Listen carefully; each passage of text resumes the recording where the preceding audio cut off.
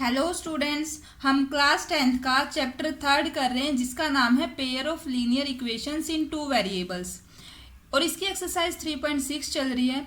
आज इस वीडियो में हम सेकंड क्वेश्चन स्टार्ट करेंगे और इसमें हम इसका फर्स्ट पार्ट डिस्कस करेंगे। जो हमारी लास्ट वीडियो थी उसमें हमने फर्स्ट क्वेश्चन कंप्लीट कर लिया है इसी एक्सरसाइज का। अगर आपने वो वीडियो नहीं देखी है तो मैं यहाँ ऊपर आई बटन पर प्रीवियस वीडियो का लिंक डाल देती हूँ, अगर आप चाहें तो वहां से उसको चेकआउट कर सकते हैं। तो चलिए स्टार्ट करते हैं सेकंड क्वेश्चन का फर्स्ट पार्ट। यहाँ हमारे पास एक स्टेटमेंट गिवन है, हमें पहले जो लीनियर इक्वेशंस हैं वो बनानी है और फिर उनके सॉल्यूशन फाइंड आउट करने हैं। ठीक है, स्टेटमेंट देखने से पहले हम एक बात क्लियर करके चलते हैं। जैसे मैंने यहाँ स्टेटमेंट को इंग्लिश में लिखा हुआ है या जब भी हम बुक में से देखते हैं तो वहाँ इंग्लिश मीडियम की बुक ही होती है, लेकिन ऐसा नहीं है कि ये वीडियो सिर्फ इंग्लिश मीडियम वाले स्टूडेंट्स के लिए। यहाँ ये स्टेटमेंट भले ही मैंने इंग्लिश में लिखी हुई है, लेकिन जब मैं इसको पढ़ती हूँ उसको English as well as Hindi दोनों में एक्सप्लेन किया जाता है, हर एक वर्ड का मीनिंग बताया जाता है। तो ये वीडियो जितनी इंग्लिश मीडियम वालों के लिए हेल्पफुल है उतनी ही हिंदी मीडियम वालों के लिए भी उतनी ही सेम इम्पोर्टेंस है इस वीडियो की। ओके, तो अभी हम इसकी स्टेटमेंट देखते हैं। Ritu can row down stream 20 kilometer in 2 hours and up stream 4 kilometer in 2 hours. देखिए, रितु एक लड़की है जो कि डाउन स्ट्रीम 20 किलोमीटर 2 घंटे में तैरती है और अप स्ट्रीम 4 किलोमीटर 2 घंटे में तैरती है। दोनों जगह टाइम जो है वो सेम है। अभी हमें स्टेटमेंट को और अच्छे से समझने के लिए ये down stream and up stream इनका मतलब हमें पता होना चाहिए। अब जो ये डाउन स्ट्रीम होता है हिंदी में इसको बोलते हैं धारा के अनुकूल, ठीक है, और जो अप स्ट्रीम होता है वो उसका मतलब होता है प्रतिकूल। Find her speed of rowing in still water and speed of the current. हमें रितु की स्पीड निकालनी है रोइंग की यानी कि तैरने की स्टिल वाटर में, और करंट की स्पीड निकालनी है यानी कि पानी की जो स्पीड है वो हमें निकालनी है। तो सबसे पहले हम यहाँ डाउन स्ट्रीम और अप स्ट्रीम इनका मतलब समझते हैं। देखिए, बहुत ही सिंपल एग्जांपल से समझने की कोशिश करेंगे जिससे कि आपको वो चीज़ रटनी ना पड़े और आपको वो हमेशा हमेशा के लिए याद हो जाए। तो स्टार्ट करते हैं। अगर हम डाउन स्ट्रीम की बात करें, पहले देखो, मान लेते हैं ये हमारे पास ये वाटर है, ठीक है, ये हमारे पास पानी है। अब देखो, अब मान लो पानी का बहाव उस तरफ है, राइट हैंड साइड में पानी भी बह के मान लेते हैं उस तरफ जा रहा है, ठीक है, और जो ऋतु है वो भी यहां से उस तरफ तैर रही है, यानी कि जिस दिशा में पानी बह रहा है उसी दिशा में ऋतु भी तैर रही है। इस सिचुएशन को बोला जाता है डाउन स्ट्रीम। इसको क्या बोलते हैं? डाउन स्ट्रीम यानी कि अनुकूल। और वहीं अगर हम दूसरी कंडीशन की बात करें जो कि हमारी अप स्ट्रीम है, देखो, अगर पानी का बहाव इस तरफ है लेकिन जो ऋतु है वो इसके ठीक अपोजिट डायरेक्शन में यानी कि विपरीत दिशा में जा रही है, ठीक है, तैर रही है, तो इस कंडीशन को हम बोलते हैं अप स्ट्रीम यानी कि प्रतिकूल। ठीक है, इतना समझ में आ गया होगा। अब यहां देखो, अब हम पहले मान लेते हैं स्पीड ऑफ रोइंग, हमें देखो निकालनी क्या क्या, speed of rowing in still water and speed of the current, है ना। तो हम मान लेते हैं speed of rowing in still water x kilometer per hour, क्योंकि स्पीड किलोमीटर पर आवर में होती है, ठीक है, ये मैंने आपको समझाने के लिए बताया है। और स्पीड ऑफ करंट मान लेते हैं,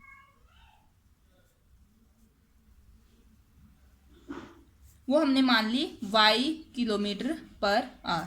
ये दोनों हमने मान लिए। अब एक बार फिर से हम अपने डायग्राम पर चलते हैं और समझते हैं कि अगर डाउन स्ट्रीम कंडीशन है, अब आप ये देखो, पानी भी उधर जा रहा है, ऋतु भी उधर जा रही है, तो आप एक तरीके से इसको इस तरीके से समझो, ये कोई बॉक्स है, ठीक है, ये कोई भी बॉक्स है, इसको हमने इस डायरेक्शन में खिसकाना है और आप इसको पीछे से धक्का लगा रहे हो, यानी कि दोनों काम, हमें काम भी उसी डायरेक्शन में करना है और हम जो है इसको फोर्स भी इसके इसी साइड से लगा रहे हैं, तो काम होगा ना, जल्दी हो जाएगा, यानी कि काम करने की जो हमारी स्पीड है वो बढ़ जाएगी, है ना।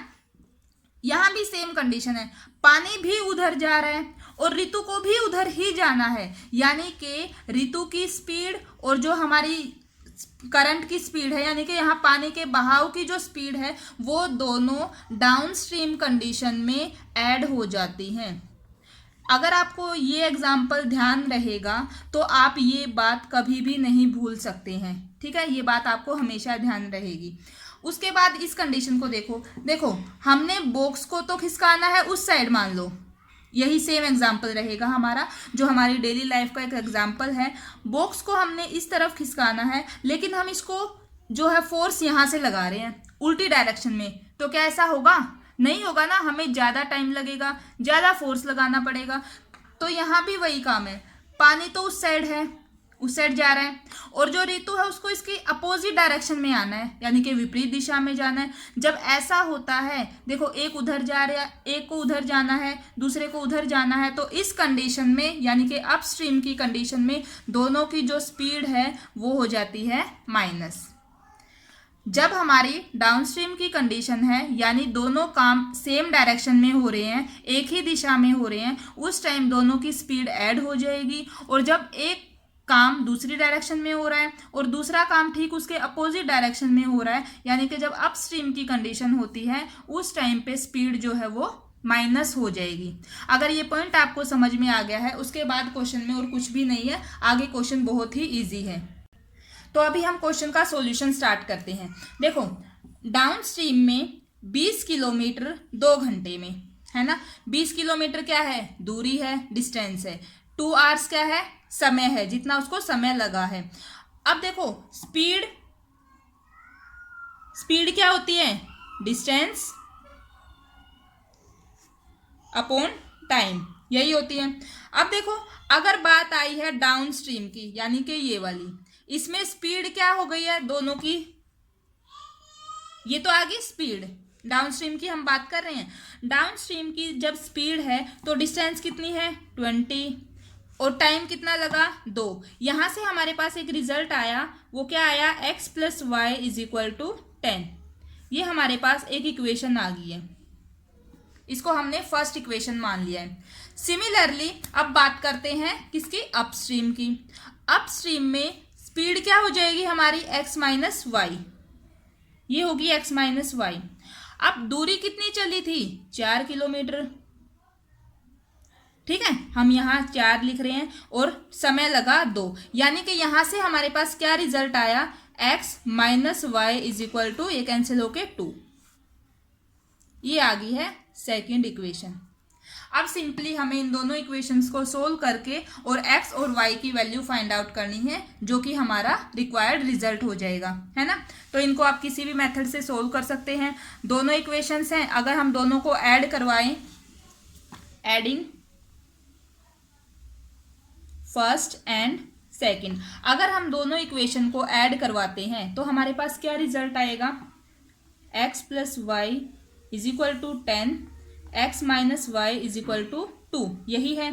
ऐड करवाएंगे, ये दोनों कैंसिल, 2x = 12, x की वैल्यू हमारे पास आ गई है 12/2, यानी कि x = 6।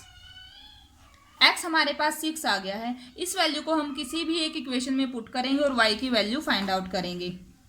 Put x = 6 in equation 1, first में रख देते हैं, तो हमारे पास क्या रिजल्ट आएगा? x + y = 10 था, x की जगह 6 + y = 10, y की वैल्यू हमारे पास आ गई है 4। ओके, तो ये हमारे पास x क्या माना था हमने? Speed of rowing in still water. Last में हम क्या लिखेंगे? Hence speed of rowing in still water